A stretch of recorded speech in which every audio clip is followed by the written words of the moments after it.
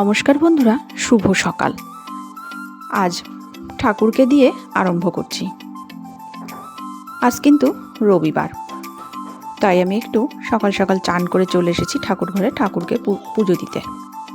জল মিষ্টিটা দিয়ে নেব।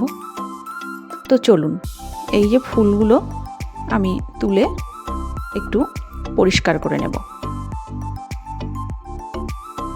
ফুলগুলো আমি তুলে আস্তে আস্তে পরিষ্কার করে নিচ্ছি ঠাকুরের সিংহাসনটা।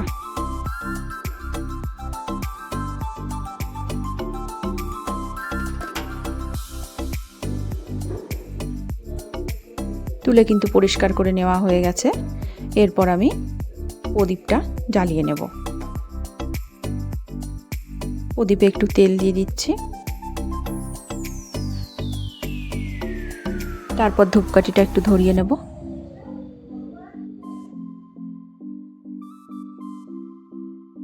শিব ঠাকুরকেও চান করিয়ে নিচ্ছি। আর জল সঙ্গে জলও দিয়ে নিলাম। জল দিয়ে আমি ঠাকুরের ঘটে ফুলগুলো দিয়ে দেব।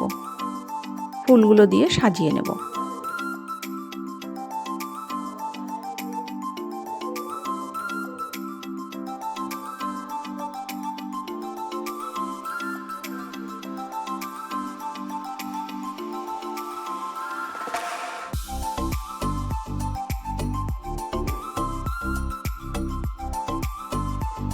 জল সঙ্গেও ফুল দিয়ে দিলাম, আর লক্ষ্মী মায়ের চরণে ফুল দিয়ে দিলাম।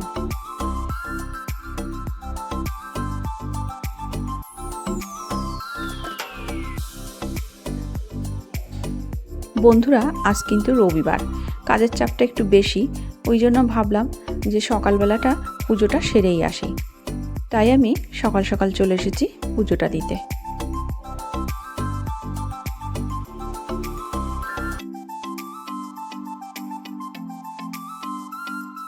আমার পুজো দেওয়াটা আপনাদের কেমন লাগছে আমাকে কমেন্টে জানাবেন।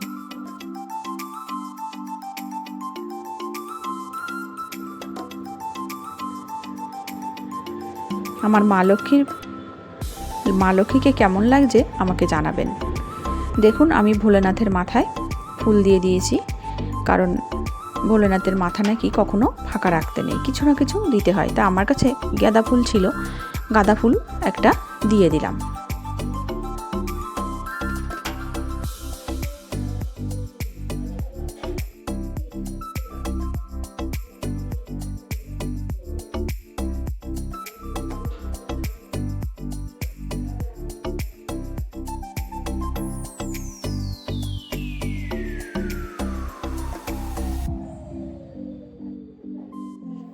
দেখুন বন্ধুরা, গাছে কত বড় একটা জবা ফুল ফুটে আছে। আমি কিন্তু এটা আগে খেয়াল করিনি।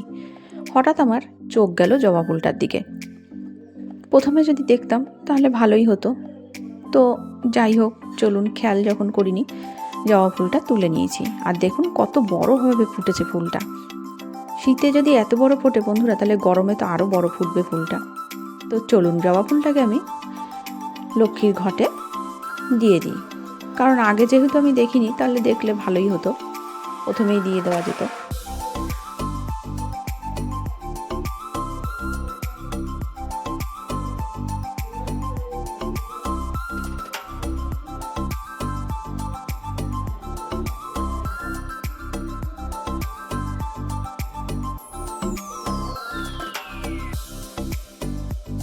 বন্ধুরা, আমার পুজো দেওয়ার ভিডিওটি আপনাদের কেমন লাগছে আমাকে কমেন্টে জানাবেন। দেখুন, জবা ফুলটা দিয়ে এত ভালো লাগছে যে জায়গাটা যেন ভরে গেল।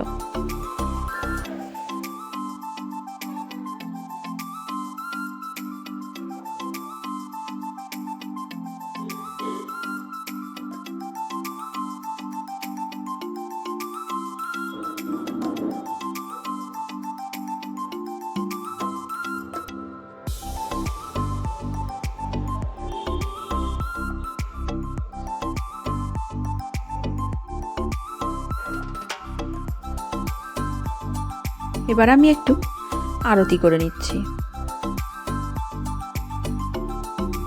ঠাকুরকে ধূপকাঠি এবং প্রদীপ দেখিয়ে আরতি করে নিলাম।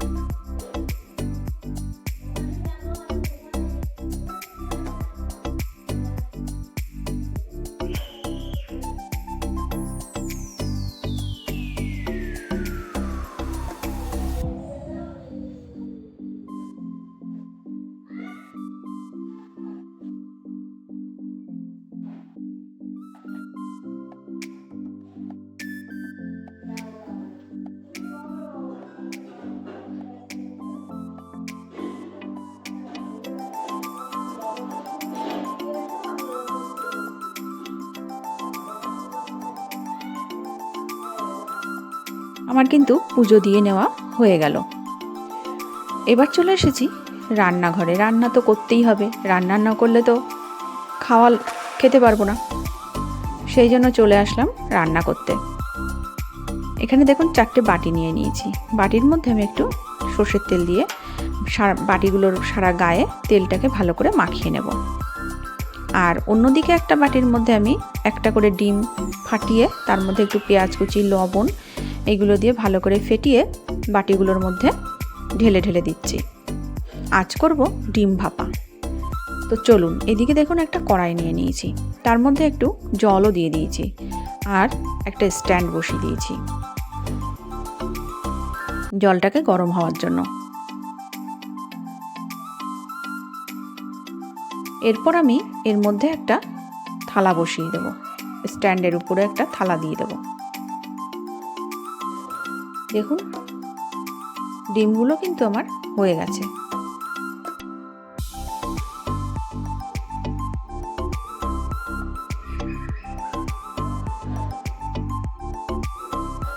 এরপর অন্যদিকে একটা কড়াই বসিয়ে কড়াইটা তেল দিয়ে তেলটাকে ভালো করে গরম করে নিয়েছি।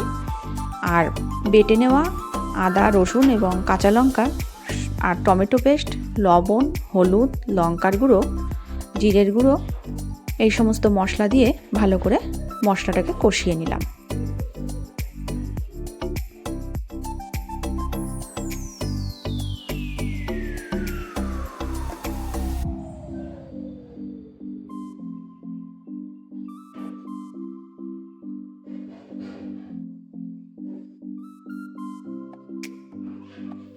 মশলাটা কষাতে কষাতে এর মধ্যে দিয়ে দেবো পেঁয়াজ কুচি।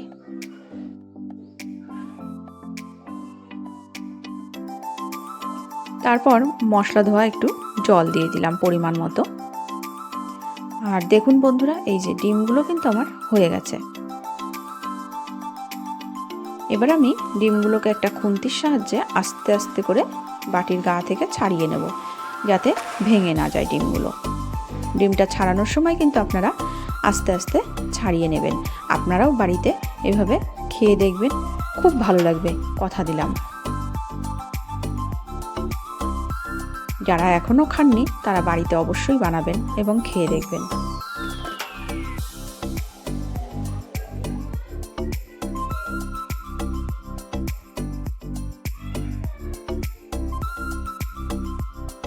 দেখেছেন তো কত সুন্দরভাবে উঠে যাচ্ছে আমার বাটি গা থেকে।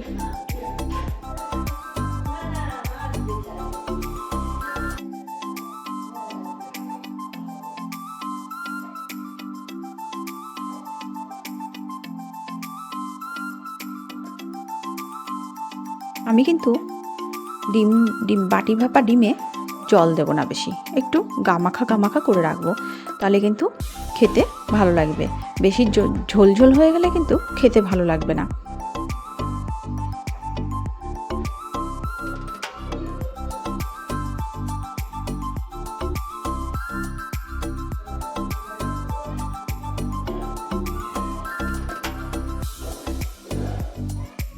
মশলাটা কিন্তু আমার কষিয়ে নেওয়া হয়ে গেছে। এরপর আমি এর মধ্যে দিয়ে দেব পরিমাণ মতো জল। জলটা একটু পরিমাণটা কমই দেব। এবার একটু ঢেকে দেব।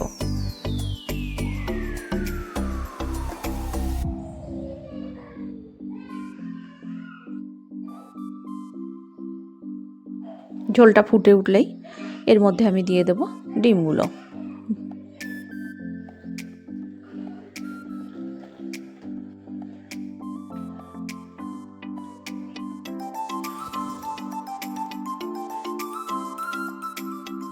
দেখুন ঝোলটা কিন্তু আমার ফুটে উঠেছে।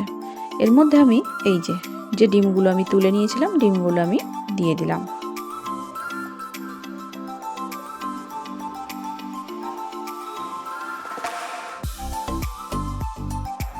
এরপর আমি এর মধ্যে দিয়ে দেবো একটু গরম মশলা গুঁড়ো।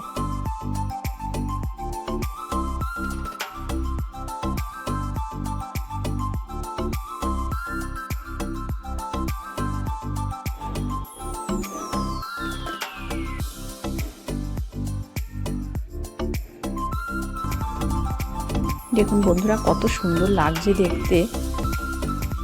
যেমন দেখতে সুন্দর লাগছে, এটা কিন্তু খেতেও তেমন সুন্দর হয়েছে। বন্ধুরা আপনারা বাড়িতে অবশ্যই ট্রাই করবেন।